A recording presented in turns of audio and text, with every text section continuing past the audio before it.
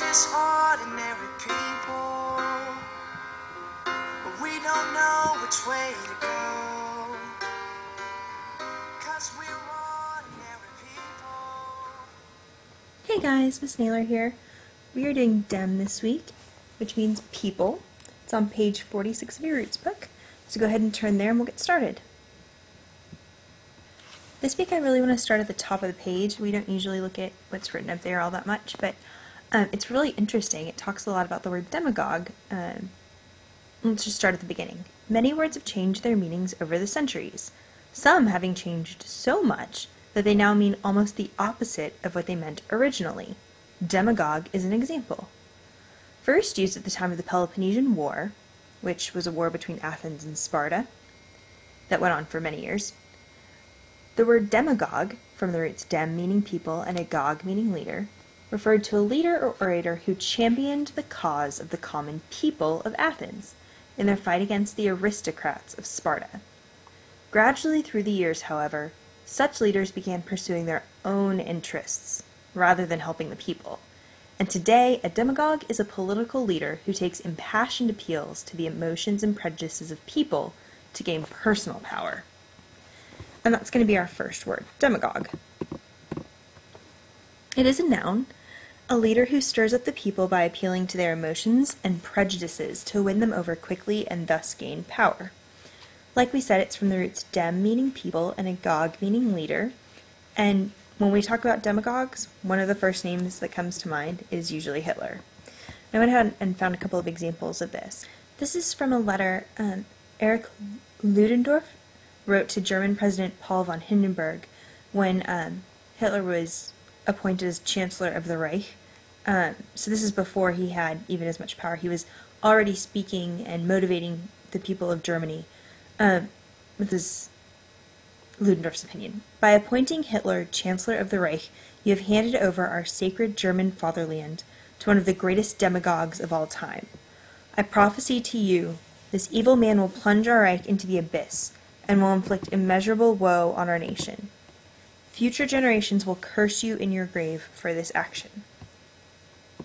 And another example, Hitler indeed would become regarded as perhaps the epitome of a demagogue, having successfully risen to power through appeals to the ethnic and nationalistic prejudices and vanities of the German people, exploiting a political base of embittered and misled war veterans and nationalists, and directing blame at minority and other convenient scapegoats.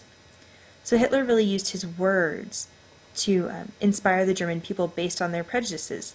They were still struggling in the aftermath of World War I, which at the time was called the Great War, of course, and he used that as a means to get to them. He found ways to blame it on certain parts of the population, like the Jewish population in Germany, and rile everyone up about that. The related word, of course, is demagoguery. It's a noun, the methods or practices of a demagogue. And so when Hitler spoke, the way that he did appeal to the prejudices of the people was absolutely demagoguery. And there's a good sentence here also. Her campaign speech was pure demagoguery, so it was meant to inspire the people, to rally them behind her, even though in the end she was just going to be seeking her own political power.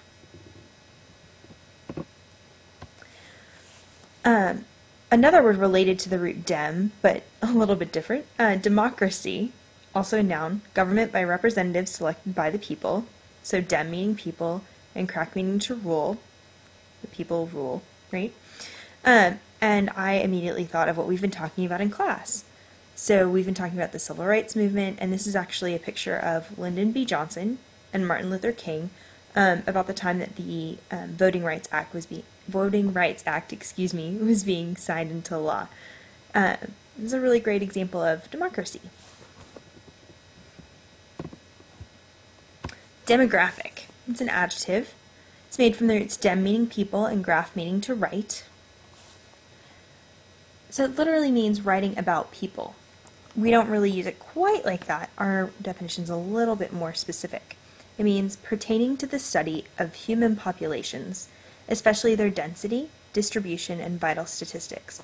So I went online and I found a little bit of information about the demographics here in Fort Worth. So if you look, it tells us how much of the population is male and female, and how many people we have of different ages. And I obviously didn't include the whole list here. And the median age here in Fort Worth is 30.9 years old. So, demographics. The next word is endemic. It can be used as an adjective or a noun. It means native to a particular people or country.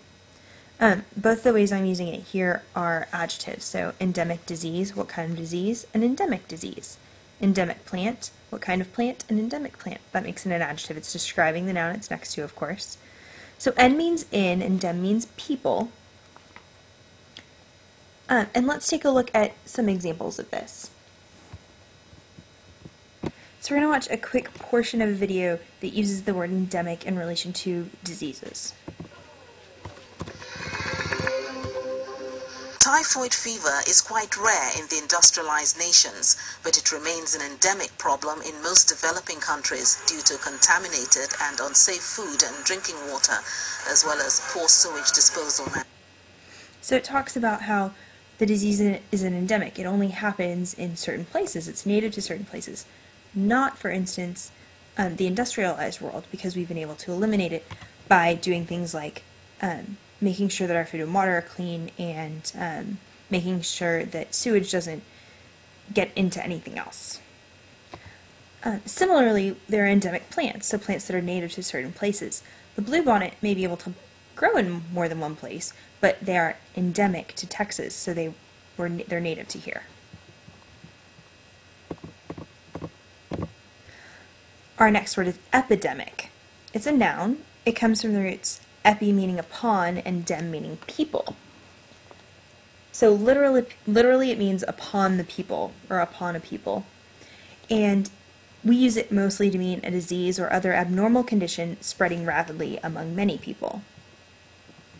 So for instance, the flu reaches epidemic proportions in the United States, and here you can see red is widespread and yellow is regional.